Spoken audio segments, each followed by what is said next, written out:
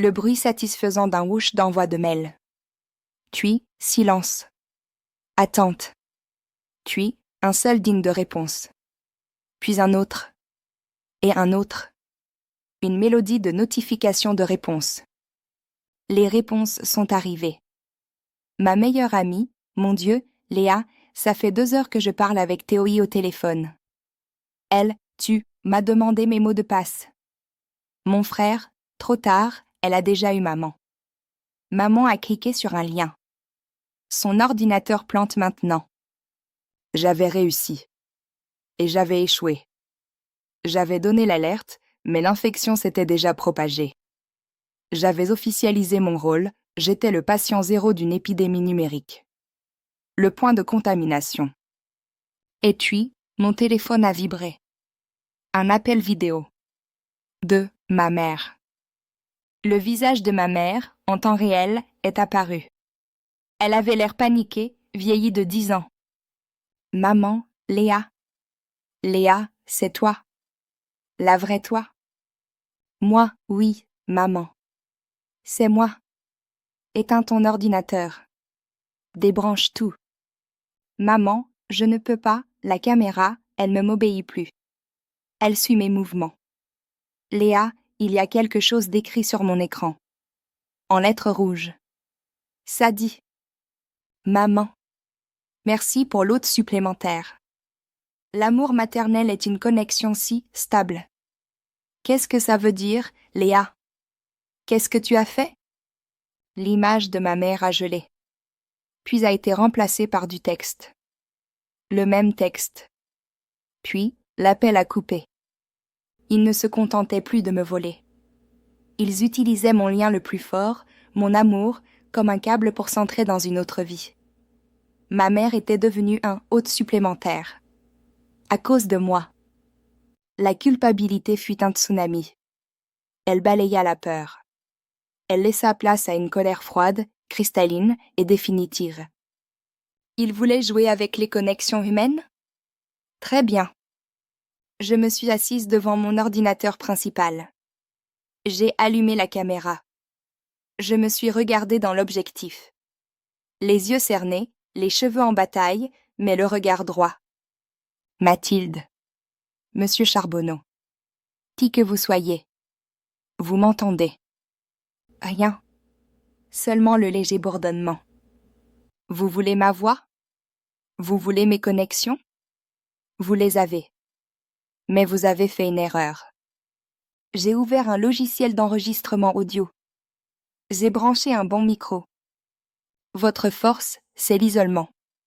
Vous attaquez les gens seuls, dans le noir, devant leurs écrans. Vous les séparez. J'ai commencé à enregistrer. Mais vous m'avez poussé dans un coin. Et vous avez touché à ma famille. Alors voici mon contre-jeu. Je ne vais pas me cacher. Je vais diffuser. Je vais raconter toute votre histoire. Pas dans un mail secret. Pas dans un chat caché. Sur une plateforme. Sous mon vrai nom. Avec mon vrai visage. Je vais raconter la demande d'amis. La liste. La voix volée. Ma mère. Je vais tout rendre public. Et je vais encourager tous ceux qui m'écoutent à faire pareil. À raconter leurs expériences bizarres. À connecter les points.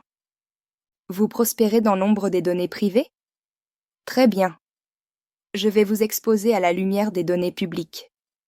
Je vais créer un tel bruit, une telle connexion humaine autour de votre histoire, que votre petit signal de peur isolé va se perdre dans la foule. Vous voulez un hôte? Vous allez en avoir un. Mais ce ne sera pas un serveur silencieux. Ce sera un mégaphone. J'ai arrêté l'enregistrement.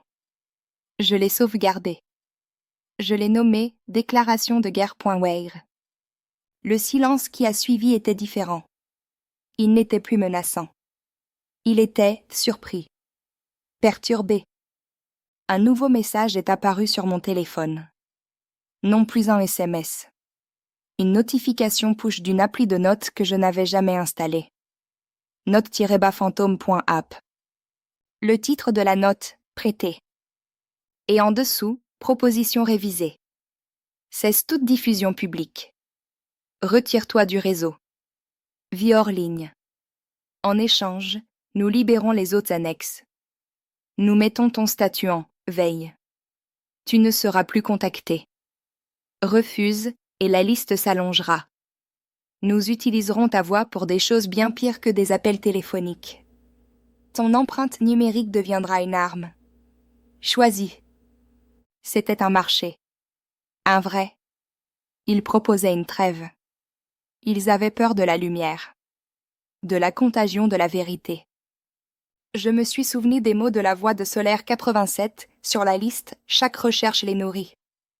Ma diffusion publique serait une recherche géante menée par des milliers de personnes. De la nourriture empoisonnée. J'ai souri. Un sourire sans joie. J'ai pris mon téléphone. J'ai ouvert mon appui de réseau social principal. Pour la première fois depuis des semaines. J'ai commencé à écrire un post. Mon vrai nom. Mon vrai visage en photo de profil. Le premier mot, aide. Je n'ai pas appuyé sur « Publier ». Pas encore. Parce que ce post, ce n'est pas qu'un cri à l'aide. C'est un piège. Un appât. Je le publierai. Et j'attendrai. Je les défie de venir l'effacer. De venir étouffer cette voix. Pour la première fois, c'est moi qui fixe les règles du jeu. Je ne joue plus sur leur terrain d'ombre et de données privées. Je les attire sur le mien, celui de l'attention publique, de la connexion humaine, du bruit. Ils veulent un hôte silencieux? Ils ont un amplificateur bruyant. Le statut « veille » je le refuse. Mon nouveau statut, je le choisis moi-même. En ligne. Et en guerre. Ils m'ont dit que chaque recherche les nourrissait. Alors nourrissez-vous de ça. Partagez cette histoire. Parlez-en. Faites du bruit. Connectez-vous. Et peut-être, juste peut-être, si nous faisons assez de bruit ensemble, nous pourrons noyer leur chuchotement pour de bon. Le statut « veille » je le refuse. Mon nouveau statut, je le choisis moi-même. En ligne. Et en guerre.